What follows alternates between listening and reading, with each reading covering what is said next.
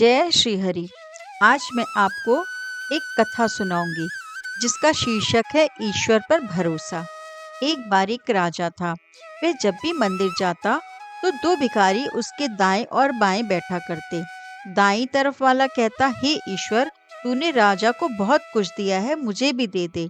तो बाईं तरफ वाला कहता, हे राजा, ईश्वर ने तुझे बहुत कुछ दिया है, मुझे भी कुछ दे दे। दाईं तरफ वाला भिखारी बाईं तरफ वाले से कहता, ईश्वर से मांग, वह सबकी सुनता है। बाईं तरफ वाला जवाब देता, चुप कर मूर्ख। एक दिन राजा ने अपने मंत्री को बुलाया और कहा कि मंदिर में दाईं तरफ जो भिखारी बैठता है वह हमेशा ईश्वर से मांगता है, तो अवश्य ईश्वर उसकी सुनेगा।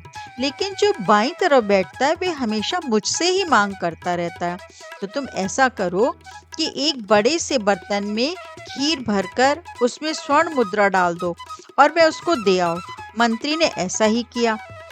अब वह भिखारी मजे से खीर खाते खाते दूसरे भिखारी को चिढ़ाता हुआ बोला, ओह, बड़ा आया, ईश्वर देगा।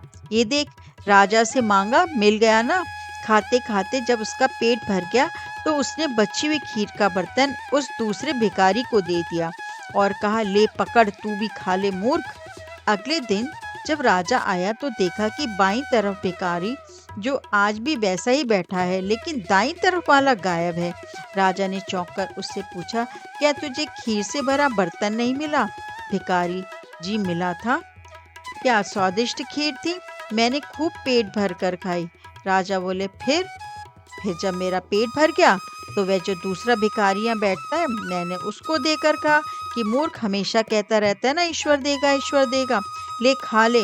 राजा मुस्कुराकर बोला, अवश्य ही उसे ईश्वर ने दे ही दिया, इसलिए हमेशा ईश्वर पर भरोसा रखना चाहिए। देर सवेर वो जरूर ही तुम्हारी इच्छा पूरी करते हैं। जय श्री कृष्ण। अगर आपको मेरी कथाएं अच्छी लगती हैं तो कृपया मेरी कथाओं को लाइक, कमेंट और शेयर करें। इससे मुझे प्रोत्साहन मिलेगा। और अगर आपने चैनल को सब्सक्राइब नहीं किया है तो प्लीज़ सब्सक्राइब करें और बेल आइकन को भी दबाएं, ताकि जब मेरी कथाएं नई आएं तब आपको तुरंत सूचना मिल जाए। धन्यवाद।